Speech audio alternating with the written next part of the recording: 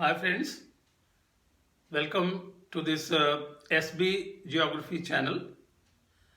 I am Dr. SB Pandey और पिछले कुछ दिनों से हम लोग ह्यूमन ज्योग्राफी और इंडिया ज्योग्राफी सीरीज पर कुछ एपिसोड्स ला रहे थे। आज से हम फिजिकल ज्योग्राफी सीरीज शुरू कर रहे हैं। भौतिक भूगोल का एक सीरीज शुरू कर रहे हैं और जिसमें आज पहला इस क्रम में है। हम भूगोल को एक विज्ञान के रूप में, भूगोल को एक विषय के रूप में, ज्योग्राफी एज अ डिसिप्लिन के रूप में चर्चा करेंगे। कुछ मूलभूत संकल्पनाओं के बारे में जानेंगे, बेसिक कॉन्सेप्ट्स के बारे में जानेंगे।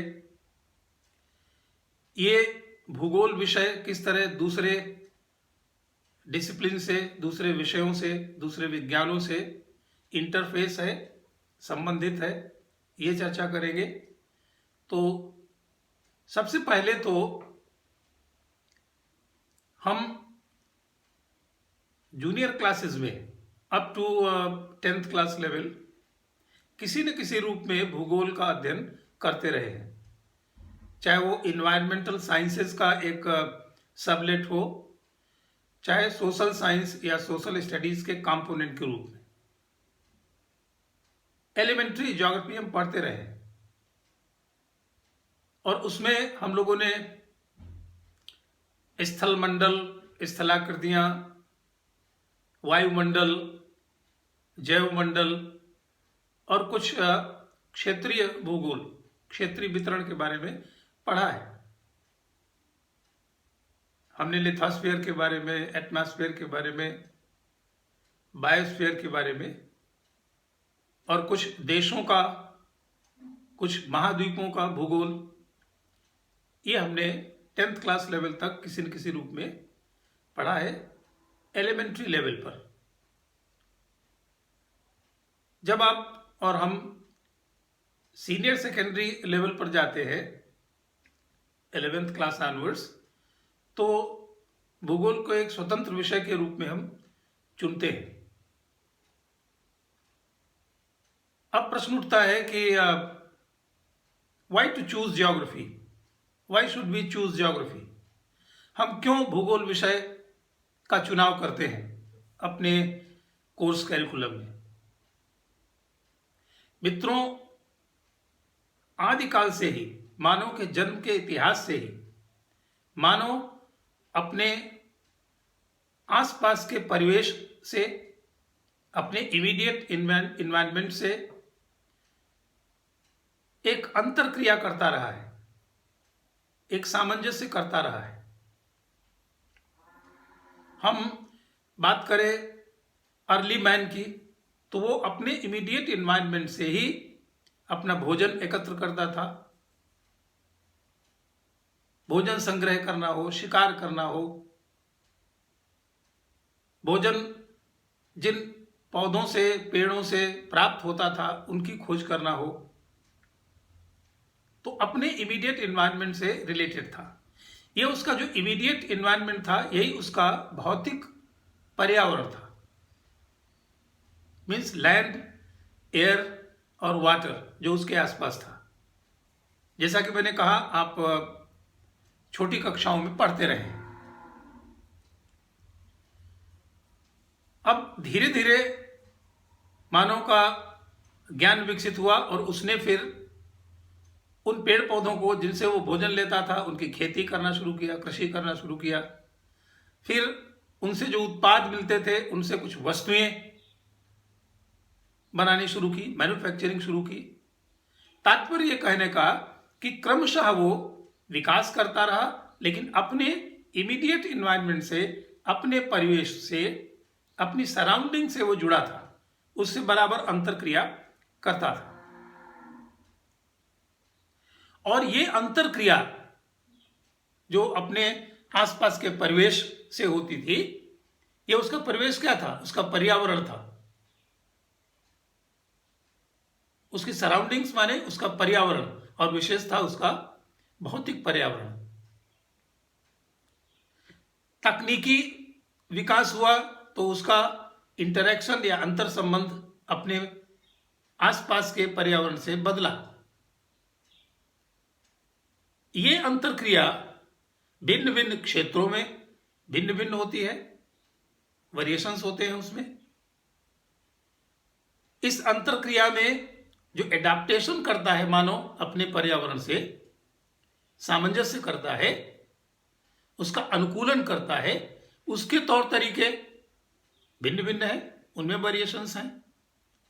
हर क्षेत्र में जो तकनीकी विकास है उसका स्तर भिन्न भिन्न है।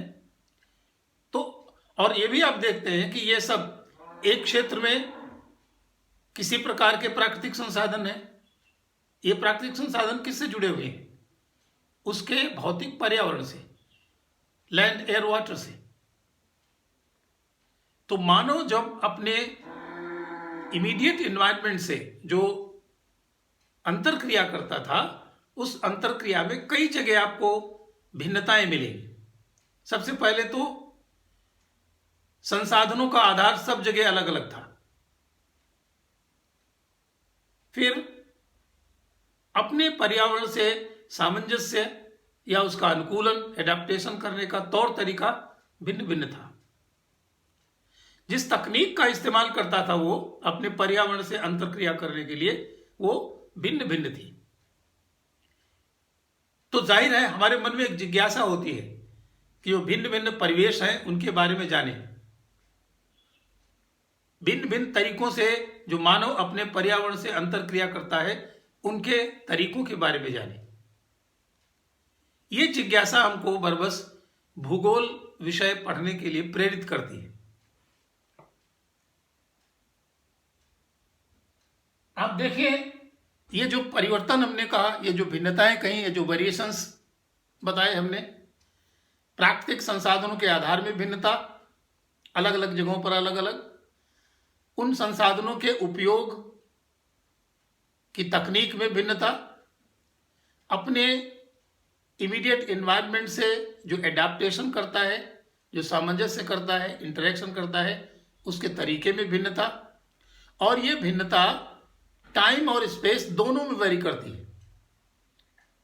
समय के अनुसार भी बदला है, तौर तरीका बदला है, संसाधनों का स्वरूप बदला है, और स्थान स्थान पर भी टाइम एंड स्पेस दोनों में परिवर्तनशील रहा है। और मानव या हम आप इस परिवर्तन को जानना चाहते हैं, समझना चाहते हैं।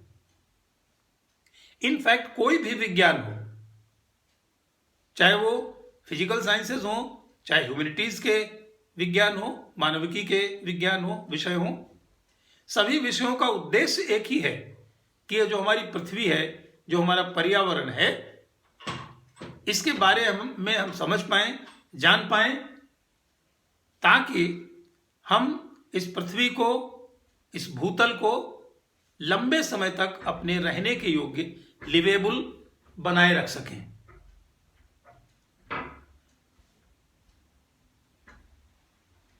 अब देखिए, जो अभी हम बात कर रहे थे मानव के इमीडिएट एनवायरनमेंट की, उसके परिवेश की, उसकी सराउंडिंग्स की, उसी को हम एनवायरनमेंट कहते हैं।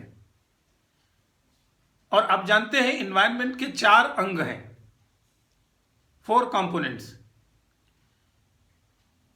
Land which constitutes lithosphere, air which constitutes atmosphere, and water which constitutes hydrosphere, स्थल मंडल, जल मंडल, वायुमंडल। Then there is 4th component which is biological, which is life forms, living organisms, and mind you, man forms the part of this biological environment. तो 4 अंग हैं पर्यावरण के, मानव स्वयं उसी 4 में से एक अंग है, जिसमें लैंड, एयर और वाटर भौतिक पर्यावरण है। अभी हम बार बार कह रहे थे कि मानव अपने भौतिक पर्यावरण से अंतरक्रिया करता है। और मैन जो कि पार्ट है बायोलॉजिकल इन्वायरमेंट का या बायोस्फीयर का, वो अपने भौतिक पर्यावरण से अपनी आवश्यकताओं के लिए, अपने भोजन के लिए, अपने वस्त्र मकान के लिए निरंतर अंतरक्रिया करता है। और इस अंतरक्रिया में भिन्नताएं होती हैं। उन भिन्नताओं को मानव या हम आप समझने के लिए उत्सुक रहते हैं, क्यूरियस रहते हैं। That's why we opt for geography. अब हम बात करें भूगोल को एक विषय, एक वेल डेवलप्ड डिसिप्लिन के रूप में हम कैसे देखते हैं।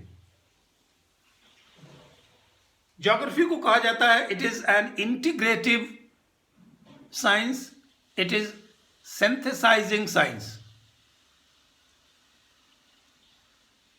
आर हार्टशोन एक प्रसिद्ध भूगोलवेत्ता हुए हैं, उन्होंने अपनी डेफिनेशन में ज्योग्राफी की कहा था, geography is concerned to provide an accurate, orderly description and interpretation. Description I underline and interpretation of the variable characters of earth surface. अब आप देखें, जब हम वेरिएबल कैरेक्टर्स, अभी हमने चर्चा की, बहुत भिन्न भिन्न क्षेत्रों में भिन्न भिन्न है, संसाधन भिन्न भिन्न है, उनके उपयोग का तरीका भिन्न भिन्न है। तो इन वेरिएशंस का एक तो डिस्क्रिप्शन उन्होंने कहा, कहां पर कौन सा घटना दृश्य, कहां पर कौन सा फिनोमेना पाया जाता है, ये हमको जानना पड़ता है, ये हम जानते हैं। और दूसरा, उनका क्या रिलेशन है, वाई दे आर देयर, उसका इंटरप्रिटेशन भी हम करते हैं। और इस इंटरप्रिटेशन में सिंथेसिस ऑफ द मैटर आती है और साथ साथ हम इंटीग्रेट करते हैं, काज और रिजल्ट को इंटीग्रेट करते हैं। Man's response to the immediate environment, उसको हम इंटीग्रेट करते हैं। सॉरी। तो इस तरीके से जो भूगोल का मूल स्वरूप है, उसमें मानव और पृथ्वी तल दो प्रमुख पक्ष हैं भौगोलिक अध्ययन के। Man which is part of biological environment and the earth surface which is the physical environment, you can say, जो भौतिक पर्यावरण है। सामान्य तौर पर भाई, पहले तो भूगोल शब्द विषय के पहले आया, ये बहुत पहले, ये बात है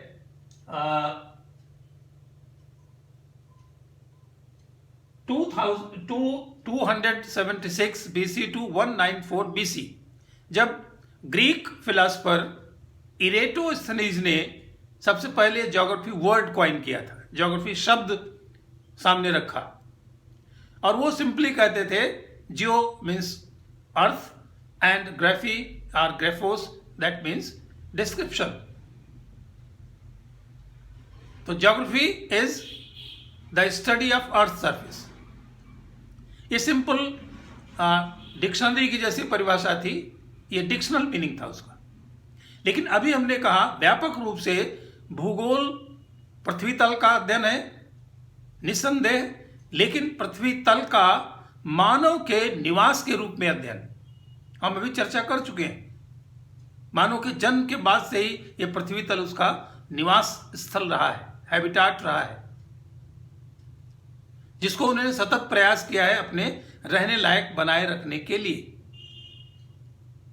तो भौगोलिक अध्ययन के दो जो पक्ष हैं, उनकी थोड़ी चर्चा करें। मैन इज अनरेस्टिंग, निरंतर प्रयासरत है, थकता नहीं है, चुप नहीं बैठता, परिवर्तन करना चाहता है अपनी तकनीकी ज्ञान के माध्यम से। On the other hand the earth is unstable, पृथ्वी तल भी अनस्टेबल है, परिवर्तनशील है। अभी हम लोग बात कर रहे थे हार्टशोन की डेफिनेशन की, उन्होंने भी कहा था variable characters of the earth surface. तो पृथ्वी तल एक तो भूगोल में बहुत व्यापक अर्थों में है, केवल भूपरपटी नहीं, भूपरपटी पर या पृथ्वी के तल पर जो भी फेनामेना, जो भी घटना दृश्य, जो भी भूदृश्य हम देखते हैं, चाहे वो मानवकृत हैं, चाहे वो प्राकृतिक हैं, नेचुरल लैंडस्केप है, चाहे मैन मेड या ह्यूमन लैंडस्केप है, जो भी हम अपने चारों ओर देखते हैं, उस पूरे पृथ्वी तल पर जो भी चीजें हम देखते हैं पृथ्वी की ऊपरी पपड़ी पर, वो और साथ ही उन घटना दृश्यों को, उन फेनामेना को अन्य कौन सी चीजें प्रभावित करती हैं? वायुमंडल जो पृथ्वी तल से ऊंचाई पर है वह भी प्रभावित करता है पृथ्वी की गतिविधियों को। पृथ्वी तल से थोड़ा गहराई में जाएं तो जो भूगर्भिक क्रियाएं हैं वो प्रभावित करती हैं पृथ्वी तल की प्रक्रियाओं को। इतना ही नहीं, जो हमारी पृथ्वी के दूसरे ग्रहों से संबंध है, सेलेस्टियल बॉडी से संबंध है, उनसे भी, दूसरे प्लेनेट से, सैटेलाइट से जो संबंध है, वह भी हमारी पृथ्वी के घटना दृश्यों को प्रभावित करते हैं। तो बहुत व्यापक अर्थों में पृथ्वी तल है, और वो पृथ्वी तल जो इतना व्यापक अर्थों में है, उसका अध्ययन हम किस रूप में करते हैं? मानव के निवास के रूप में, मानव के घर के रूप में, मानव के हैबिटेट के रूप में। तो मानव और उसके पर्यावरण, मानव और उसके भौतिक पर्यावरण के बीच में अंतरक्रिया ही भूगोल का जो आप कहेंगे कोर थीम है, मुख्य विषय है, आधार है। अब आप देखें इसी सिलसिले में भूगोल की कुछ मूलभूत संकल्पनाएं। अभी हमने चर्चा की अर्थ सरफेस की, पृथ्वी तल की। इसके बाद देखें स्पेशियल डिस्ट्रीब्यूशन, स्थानिक वितरण। हम अभी बात कर रहे थे भिन्नताएं होती हैं, स्पेशियल डाइवर्सिटीज होती हैं, उन्हीं भिन्नताओं का जिक्र करना, यह मूलभूत संकल्पना है भूगोल की। कोई संसाधन कहां पर पाए जाते हैं, किसी प्रकार के खनिज किसी स्थान पर पाए जाते हैं, किसी प्रकार की वनस्पतियां किसी स्थान पर पाई जाती हैं। टुंड्रा प्रदेश में, टैगा में अलग प्रकार की वनस्पतियां और जीव हैं, विषुवतीय प्रदेशों में अलग प्रकार की वनस्पतियां और जीव हैं, जनजीवन भिन्न है।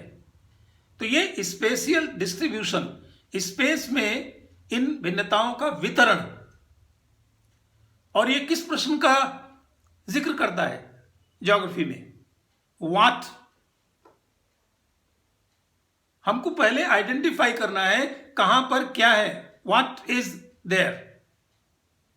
इसका उत्तर कहां से मिलता है? स्पेशियल डिस्ट्रीब्यूशन से और अर्थ सरफेस, जिसके बारे में हमने चर्चा की। फिर आप देखें स्पेशियल इंटरैक्शन। स्पेस में, क्षेत्र में, स्थान पर जो भिन्नताएं हैं, एक प्रदेश से दूसरे प्रदेश में, एक क्षेत्र से दूसरे क्षेत्र में, उनके बीच और पुनः मानव के साथ उनकी क्या अंतरक्रिया है, क्या इंटरैक्शन है। फिर आप देखें आगे एरियल डिफरेंशिएशन। ये जो वितरण है वो क्या है? क्षेत्रीय भिन्नताएं। भूगोल में क्षेत्रीय भिन्नताओं का हम अध्ययन करते हैं।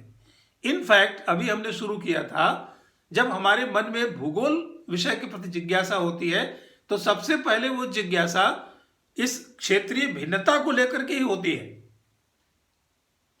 हमारे क्षेत्र में परिवेश कैसा है, जो आदि मानव में सोचता था, फिर उसको समझ में आता था कि नहीं, हमसे हट करके दूसरी जगह पर परिवेश क्या है, तभी ना जिज्ञासा होती थी कि उन क्षेत्रों को भी हमें जानना चाहिए। तो एरियल डिफरेंशिएशन। और देखिए बहुत आगे इंपॉर्टेंट है स्पेशियल इंटरनल कोहेरेंस। एक्स स्थान पर, एक्स स्पेस में कैसी परिस्थितियां हैं, कैसे भूदृश्य हैं, वाई स्थान पे कैसे भूदृश्य हैं, उनके बीच तो इंटरेक्शन है ही। अब इन दोनों स्थानों पर अपने अंदर ही आंतरिक रूप से भी एक कोहेरेंस होती है, एकात्मकता होती है। भिन्नताएं हैं लेकिन एकात्मकता होती है, तभी वो एक प्रदेश कहलाता है। आप देखें जैसे विषुवतीय प्रदेश अमेजन बेसिन में है, विषुवतीय प्रदेश जायरे बेसिन में है, विषुवतीय प्रदेश दक्षिण पूर्व एशिया में है। अब इन सब में भिन्नताएं भी हैं लेकिन एक एक रूपता भी है, कोहेरेंस भी है। कहीं पर संसाधन अलग है, जैसे दक्षिणी पूर्वी एशिया के देश हैं, वहां खनिजों का थोड़ा बाहुल्य है, तो खनिज अर्थव्यवस्था भी वहां पर है। अमेजन बेसिन हो या जायरे बेसिन हो, घने जंगल हैं, वहां खनिजों की उतनी बहुलता नहीं है, अलग परिवेश है। लेकिन एक संसाधन है सब जगह, जलवायु की स्थितियां, भौतिक परिस्थितियां सब जगह एक है। तो इंटरनल कोहेरेंस, और ये सब किस प्रश्न का उत्तर देते हैं? वेयर। What is where? मौलिक प्रश्न है भूगोल के लिए। कोई चीज कहां है यह बताता है स्पेशियल डिस्ट्रीब्यूशन, स्थानिक वितरण। एक्स स्थान पर क्या पाया जाता है, वाई स्थान पर क्या पाया जाता है, जेड स्थान पर क्या पाया जाता है, और एक्स वाई जेड तमाम स्थानों पर उनका वितरण कैसा है। ये सब स्पेशियल डिस्ट्रीब्यूशन, स्पेशियल इंटरैक्शन, क्षेत्रीय भिन्नता, एरियल डिफरेंशिएशन, उसके स्वरूप है। इसके बाद देखिए एक तीसरा प्रश्न आता है जो भूगोल को विज्ञान बना देता है। वाई। हम क्या क्या देख रहे हैं कहां? व्हाट प्रश्न का उत्तर जो स्पेशियल डिस्ट्रीब्यूशन बताता है, एरियल डिफरेंशिएशन बताता है, वेयर स्पेस से उसका क्या इंटरेक्शन है, क्या इंटरनल कोहेरेंस है, यह बताता है। And then Y. वाई क्या है? The interpretation part. What and where show the description. लेकिन हम मेयर डिस्क्रिप्शन भूगोल में नहीं करते, बल्कि उसका एनालिसिस करते हैं और फिर सिंथेसाइज करते हैं, इंटीग्रेट करते हैं, अलग अलग करके तथ्यों का, भूदृश्यों का, फेनामेना का, घटना दृश्यों का अध्ययन करते हैं, एनालाइज करते हैं, फिर उनको they are put together, synthesize करते हैं और इंटीग्रेट करते हैं। इसलिए हमने शुरू में कहा था geography is an integrative science. और क्या इंटीग्रेट करता है? सबसे बेसिक क्या चीज integration? The man and his earth surface which is home of man. दोनों के बीच में जो अंतर क्रिया है उसी का परिणाम है भूगोल का विषय क्षेत्र। अब देखिए कुछ और कॉन्सेप्ट्स, डुअलिज्म्स, द्वैत, विवाद कह लीजिए। भूगोल में कुछ संकल्पनाओं को लेकर के डाइकोटोमी थी या डुअलिज्म थी, द्वैत था, विरोधाभास था। ये मुख्य रूप से क्या है? Systematic and regional approach to the study of geography. भूगोल का हम अध्ययन करें तो हमारा उपागम क्या हो, हमारा तरीका क्या हो, हम किस रास्ते से जाएं तो हम भूगोल का अध्ययन कर पाए। तो उसमें दो थे, एक सिस्टमेटिक अप्रोच, क्रमबद्ध भूगोल, और दूसरा प्रादेशिक भूगोल या रीजनल अप्रोच। क्रमबद्ध या सिस्टमेटिक अप्रोच को हम टॉपिकल अप्रोच भी कहते हैं। प्रकरणबद्ध भूगोल और प्रादेशिक भूगोल। अब इसमें डुअलिज्म क्या थी, द्वैत क्या थी? क्रमबद्ध भूगोल का क्या अर्थ है? जैसे तमाम तथ्य हैं, फेनामेना हैं, घटना दृश्य हैं। भौतिक भूगोल जैसे है, लैंड फॉर्म्स के बारे में पढ़ना है, एक टॉपिक हो गया। क्लाइमेट के बारे में पढ़ना है, एक टॉपिक हो गया। क्लाइमेट में भी सब टॉपिक्स, एटमॉस्फेरिक प्रेशर के बारे में पढ़ना है, टेम्परेचर के बारे में पढ़ना है, ह्यूमिडिटी के बारे में पढ़ना है। ये सब क्या है? डिफरेंट टॉपिक्स हैं। इन टॉपिक्स को सिस्टमेटिक तरीके से, भाई साइंस का तो यही मतलब है, एक्यूरेट भी हो, ऑर्डरली हो, क्रमिक हो। तो इसी को क्रमबद्ध ढंग से, क्रमिक ढंग से एक एक टॉपिक को पढ़ना, यह कहलाता है क्रमबद्ध भूगोल। विश्व का भूगोल पढ़ना है तो हम एक एक टॉपिक लेकर के पूरे विश्व का भूगोल पढ़ेंगे। लेकिन प्रादेशिक भूगोल को जो लोग मानते थे, उनका क्या कहना था कि नहीं, हमको विश्व का भूगोल पढ़ना है तो हम कुछ प्रदेशों में बांट देंगे। मान लिया हमने महाद्वीपों में बांट दिया, उत्तरी अमेरिका का भूगोल, दक्षिणी अमेरिका का भूगोल, लैटिन अमेरिका का भूगोल, यूरोप का भूगोल, ऑस्ट्रेलिया का भूगोल, एशिया का भूगोल, मानसून एशिया का भूगोल, ये है। ऐसे हम पूरे विश्व का भूगोल का अध्ययन करेंगे। अब ये डुअल एक इंटेलेक्चुअल एक्सरसाइज भर था। आप ध्यान से देखेंगे तो इन दोनों को हम अलग नहीं कर सकते। मान लीजिए हमको भारत का भूगोल अध्ययन करना है, तो उसके टॉपिक्स बांटेंगे ना। पहले हम location, physiography, drainage system, soils, natural vegetation, minerals, agriculture, ऐसे ही एक क्रम बांटेंगे हम टॉपिक्स का, उनका अध्ययन करेंगे। ऑलराइट, आप कहेंगे कि ये क्रमबद्ध भूगोल हुआ। प्रादेशिक भूगोल में क्या करेंगे भाई? चलिए प्रदेश ही, राजनीतिक प्रदेश ही, उत्तर प्रदेश का भूगोल, मध्य प्रदेश का भूगोल, जम्मू और कश्मीर का भूगोल। अब जब उत्तर प्रदेश का भूगोल आप पढ़ेंगे या बिहार का भूगोल आप पढ़ेंगे तो क्या करेंगे?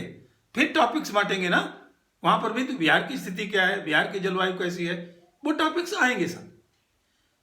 तो ये दोनों अप्रोचेस इंटेलेक्चुअली हमको जानना चाहिए कि दोनों अप्रोचेस क्या है, सिस्टम्स और प्रादेशिक, लेकिन दोनों इंटरट्वाइंड है, एक दूसरे से जुड़ी हुई है। फिजिकल वर्सेस ह्यूमन, ये भी बहुत बड़ा डाइकोटोमी रहा, डुअलिज्म रहा। कुछ विद्वान कहते थे कि नहीं, भूगोल, असली भूगोल, वास्तविक भूगोल भौतिक भूगोल है। इनफैक्ट जो भूगोल का आधुनिक विषय या आधुनिक विज्ञान के रूप में सूत्रपात हुआ, शुरुआत हुई, तो ये भौतिक भूगोल को ही लेकर के था। आप जानते हैं हम्बोल्ट को माना जाता है आधुनिक भूगोल के जनक के रूप में, प्रवर्तक के रूप में, फादर ऑफ मॉडर्न ज्योग्राफी। तो उन्होंने, ये 19वीं शताब्दी की बात है, हम्बोल्ट, उनकी एक सीरीज थी, पुस्तक माला कह लीजिए, कॉस्मॉस, जिसमें वो अपने लेख लिखा करते थे। तो उन्होंने पहली बार भूगोल का जो वैज्ञानिक स्वरूप देखा था वह भी भौतिक भूगोल ही था और क्रमबद्ध भूगोल था। जाहिर है वो कहते थे कि भाई क्रमबद्ध भूगोल होना चाहिए और भौतिक भूगोल है मुख्य रूप से। रिटर उन्हीं के कंपैट्रियार्ट थे, उसी देश के, उन्होंने भी यही कहा। लेकिन उन्होंने साथ साथ उनकी दो पुस्तकें मैं आपको यहां रिफर करूं, जैसे कॉस्मॉस हम्बोल्ट की पुस्तक थी जिसमें उन्होंने आधुनिक भूगोल का प्रवर्तन किया, जिसके माध्यम से अपनी विचारधारा का।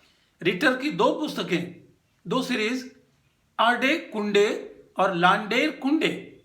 आर्डे कुंडे फिजिकल ज्योग्राफी को स्पेसिफाई करता था और लांडेर कुंडे रीजनल ज्योग्राफी को। तो थोड़ा देखिए, एक ही देश के दोनों, जर्मनी के थे दोनों भूगोलवेत्ता, उनमें भी थोड़ा ये विरोधाभास या डुअल था। तो भौतिक भूगोल और मानव भूगोल दो अलग अलग दिखते हैं इंटेलेक्चुअली पक्ष, लेकिन हमने शुरू में ही अभी कहा इन दोनों का साहचर्य, इन दोनों का समुच्चय, इन दोनों का आपसी अंतर संबंध या अंतर क्रिया ही भूगोल का विषय है। तो फिर कैसे दोनों को अलग कर सकते हैं? तो ये डुअल सिर्फ इतना था। आपने देखा कालांतर में, इसी शताब्दी में जो फ्रेंच स्कूल ऑफ थॉट था, फ्रांसीसी भूगोलवेत्ता थे वाइडल डी ला ब्लाश, जिनको ह्यूमन ज्योग्राफी का जनक कहा जाता है, मानव भूगोल का प्रवर्तक कहा जाता है। उन्होंने, ब्लाश ने मैं कहा कि नहीं, मानव भूगोल प्रमुख है।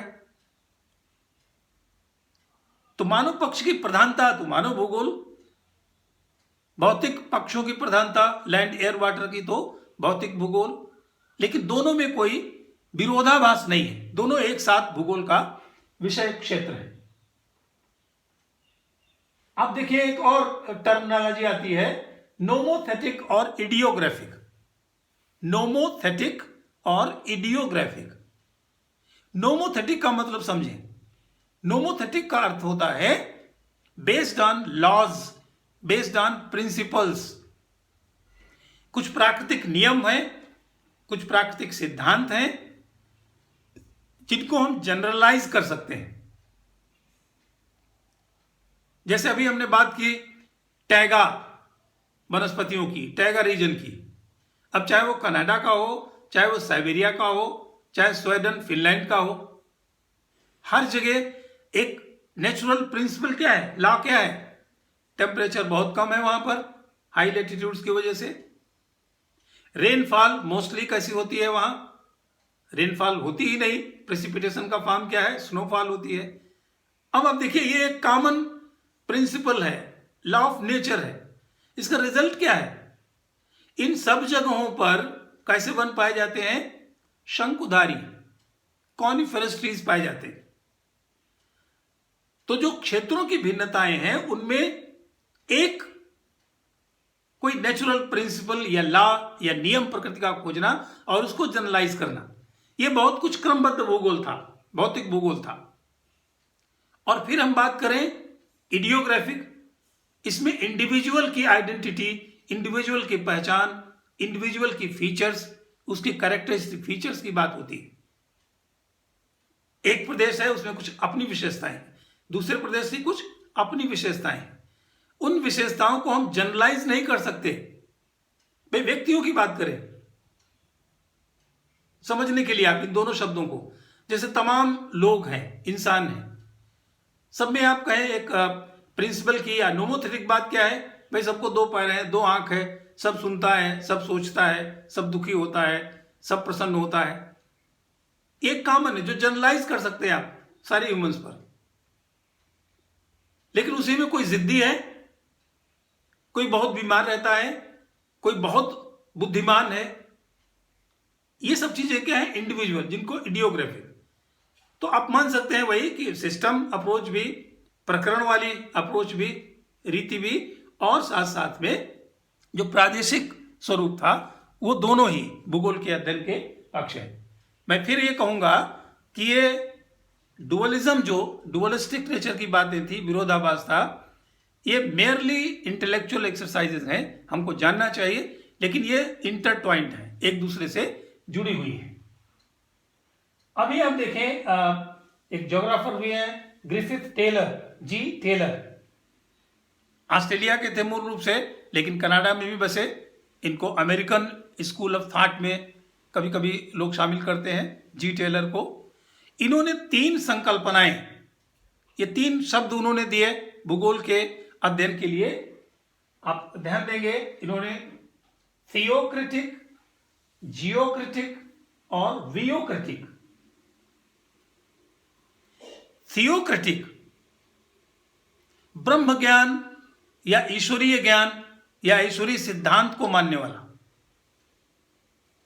ये प्रबल समर्थक थे किसके, डिटर्मिनिज्म के, नियतिवाद के, प्रकृतिवाद के, प्रकृति को ही ईश्वर मान करके, माने ईश्वर जो चाहता है जैसा वैसा करता है, ईश्वर के सिद्धांत है जिनका मानव को पालन करना पड़ता है।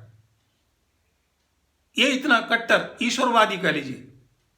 इन्हीं के साथ आप देखेंगे रिटर, जो जर्मन स्कूल ऑफ थॉट को बिलोंग करते हैं, अभी हमने बताया हम्बोल्ट के कंपैट्रियाट, उन्होंने डिटर्मिनिज्म को बढ़ावा दिया, डिटर्मिनिज्म का समर्थन किया, और वो अपना शब्द उनका था टेलियोलॉजिकल। टेलियोलॉजिकल, उसका भी अर्थ वही है, ईश्वरीय सत्ता या ईश्वरीय सिद्धांत। अब वो ईश्वरीय सिद्धांत क्या माने, प्रकृति, ईश्वर का मतलब क्या, ऑल पावरफुल। तो एक तो जी टेलर ने कहा भूगोल में एक संकल्पना है थियोक्रेटिक। कुछ लोग मानते हैं कि भाई प्रकृति ने जैसा किया, हमारे इमीडिएट एनवायरनमेंट ने जैसा चाहा वैसा हमको बनना पड़ता है। नो डाउट बाद में तकनीकी विकास के साथ ये परिस्थितियां बदली। अब देखिए जियोक्रेटिक, यह भी पूर्णतः आप देखेंगे डिटर्मिनिस्टिक पॉइंट ऑफ व्यू था। जियोक्रेटिक माने पृथ्वी, और पृथ्वी का मतलब यहां क्या है, प्रकृति। जिस पृथ्वी तल की व्यापकता की बात हमने अभी अभी की, बहुत व्यापक। पृथ्वी माने केवल पपड़ी नहीं ऊपर की, परपटी नहीं, पूरा भौतिक पर्यावरण। माने मानव जो है अपने भौतिक पर्यावरण के अनुसार ही चलता है, यह एक धारणा थी भूगोल के अध्ययन में। और वियोक्रेटिक, ये पॉसिबिलिस्टिक एटीट्यूड था। इस धारणा को मानने वाले लोग कहते थे कि भाई ठीक है, ईश्वरवादी होना या प्रकृतिवादी होना अच्छी बात है, लेकिन जिसको आप ईश्वर कहते हैं या प्रकृति कहते हैं, वो हमारे सामने कुछ संभावनाएं प्रस्तुत करती है, पॉसिबिलिटीज रखती है। There are everywhere possibilities in the nature. उन पॉसिबिलिटीज को अगर हम सक्षम हैं टेक्नोलॉजिकली, अगर हम तकनीकी रूप से सक्षम हैं, विज्ञान हमारा विकसित है, हमारी क्षमता है, तो हम उसको अपने अनुसार अनुकूलित कर सकते हैं, अडॉप्ट कर सकते हैं। उन संभावनाओं का हम लाभ ले सकते हैं। यह था पॉसिबिलिस्टिक एटीट्यूड और वियोक्रेटिक।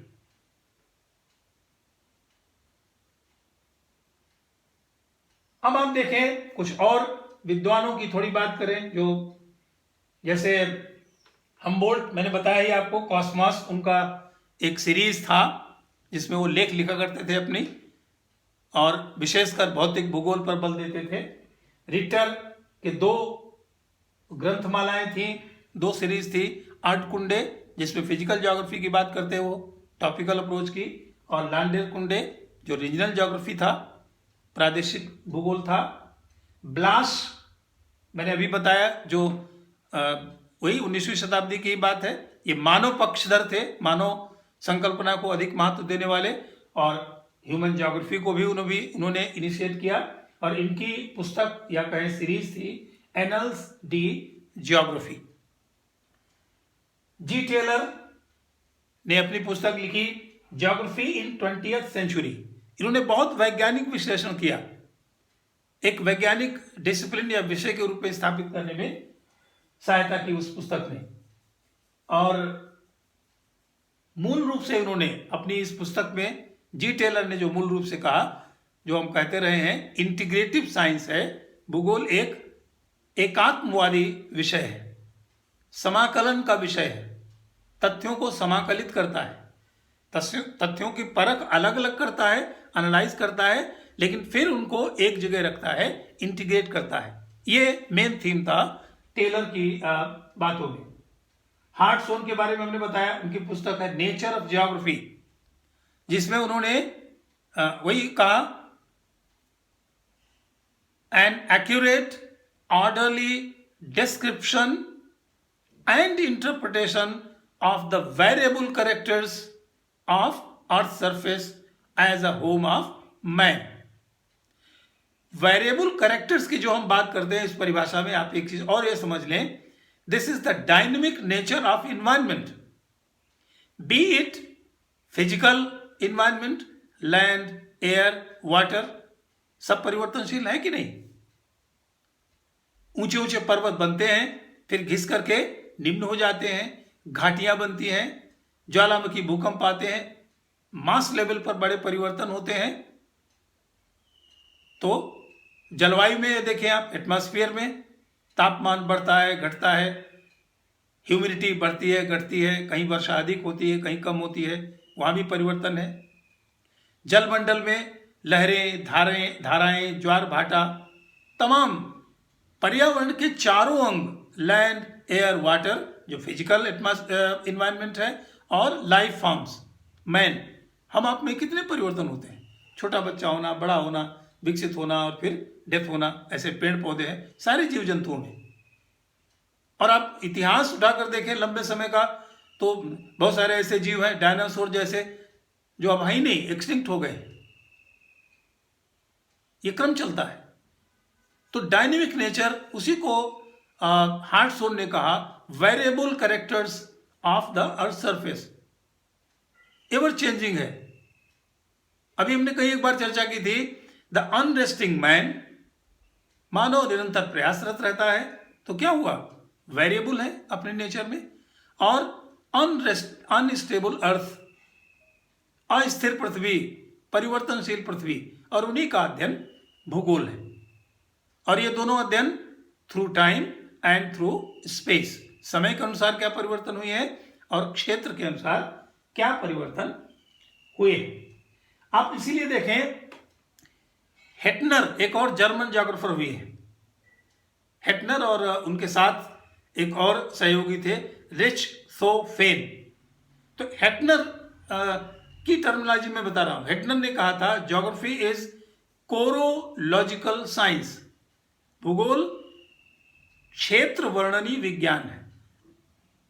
साइंस ऑफ स्पेस, स्थानिक वर्णन, स्थानिक वितरण का विज्ञान है।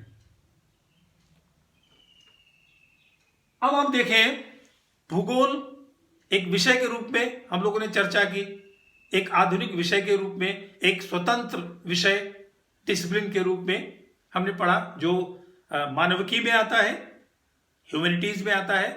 और आपको जान करके रुचिकर लगेगा, it will be interesting to note कि जो भूगोल विषय है वह मानविकी विज्ञान में भी आता है और साथ साथ फिजिकल साइंसेस में भी आता है, as a part of earth science.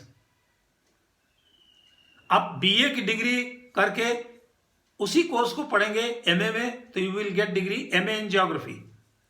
BSc के साथ आपका कॉम्बिनेशन है ज्योग्राफी का, और फिर आप वही करिकुलम पढ़ करके मास्टर्स डिग्री करते हैं, you will gate MSc in geography degree. और भूगोल के पूरे विषय क्षेत्र की बात हमने की, चर्चा की। आपको लगा होगा कोई भी पक्ष, कोई भी भूदृश्य, कोई भी फेनामेना, कोई भी घटना दृश्य, जो भी आप कह लें, वो कहां भूगोल से अछूता है? स्पेस से हटकर तो कुछ नहीं है, सब कुछ स्पेस पर है। तो भूगोल का जो दूसरे विज्ञान है उनसे भी बहुत सीधा संबंध है, इंटरफेस है। जैसे आप देखें एस्ट्रोनॉमी है, नक्षत्र विज्ञान, अब उससे एस्ट्रोनॉमिकल ज्योग्राफी है, जिसमें हम सैटेलाइट्स, प्लैनेट्स, ग्रहों, उपग्रहों के बारे में पढ़ते हैं। जियोडेसी है, जो हमारी कार्टोग्राफी से इंटर रिलेटेड है, जो हमारी मानचित्र कला है ज्योग्राफी में। आप देखिए फिजिक्स है, केमिस्ट्री है, बायो, इन सब के बारे में हम कहीं ना कहीं भूगोल में पढ़ते हैं। फिजिकल ज्योग्राफी क्या है, किससे रिलेटेड है? ये जियोलॉजी से रिलेटेड है। फिजिकल ज्योग्राफी का एक पार्ट क्लाइमेटोलॉजी है, जो एटमॉस्फेयर के बारे में हम पढ़ते हैं, क्लाइमेटोलॉजी ज्योग्राफी की ब्रांच है। किससे रिलेटेड है? मीटियोलॉजी से रिलेटेड है। इकोलॉजी बायोज्योग्राफी से रिलेटेड है। सॉइल ज्योग्राफी पेडोलॉजी से रिलेटेड है। तमाम जो फिजिकल साइंसेस के विषय हैं, डिसिप्लिन्स हैं फिजिकल साइंसेस के, उनसे इंटरफेस है ज्योग्राफी। ह्यूमैनिटीज की बात करें, अभी शुरू में हमने पढ़ा सोशल साइंस का तो एक पार्ट ही है आपके छोटे लेवल पर भी, और सोशल ज्योग्राफी भी है सोशलॉजी से रिलेटेड। मिलिट्री स्टडीज, सैन्य विज्ञान होता है, उससे रिलेटेड मिलिट्री ज्योग्राफी है, स्ट्रेटेजिक ज्योग्राफी है। हिस्ट्री से रिलेटेड है हिस्टोरिकल ज्योग्राफी, ऐतिहासिक भूगोल। इकोनॉमिक्स से रिलेटेड तो बहुत सी शाखाएं हैं। रिसोर्स ज्योग्राफी है, संसाधन भूगोल, agricultural geography, geography of markets, ये सब किससे रिलेटेड है? इकोनॉमिक्स से। पॉलिटिकल साइंस, पॉलिटिकल ज्योग्राफी है, उससे इंटरफेस। तो भूगोल का वर्तमान समय में जो आधुनिक विज्ञान है, जो मॉडर्न डिसिप्लिन्स हैं, चाहे वो अर्थ साइंसेस हैं, चाहे वो फिजिकल साइंसेस हैं, और चाहे वो बायोलॉजिकल साइंसेस हैं, इवन जो ह्यूमैनिटीज है, मानविकी है, उनका भी एक दूसरे से संबंध है। समाप्त करते करते मैं फिर कहूंगा, भूगोल पृथ्वी तल का अध्ययन है, मानव के निवास के रूप में और निवास्य के रूप में। ध्यान दीजिएगा, as a home of man, as habitat of man, व्यापक रूप में आप कहते हैं। Hope you enjoyed this lecture. और आप ध्यान दें, अब ये फिजिकल ज्योग्राफी सीरीज भी चलेगा, इसमें क्रमशः आगे हम लोग अब लैंड, एयर, वाटर एक एक क्रम से पढ़ेंगे। तो और वही बात मैं फिर दोहराऊंगा, आप इस एपिसोड को ध्यान से सुनिए, कहीं कुछ चीज़ें आपको लगे और आपको क्यूरियस बनाती हो तो मुझे खुशी भी होगी। और कोई आपकी जिज्ञासा हो, कोई क्वेरीज हो, तो you are most welcome. Comment box में आप कमेंट कर सकते हैं।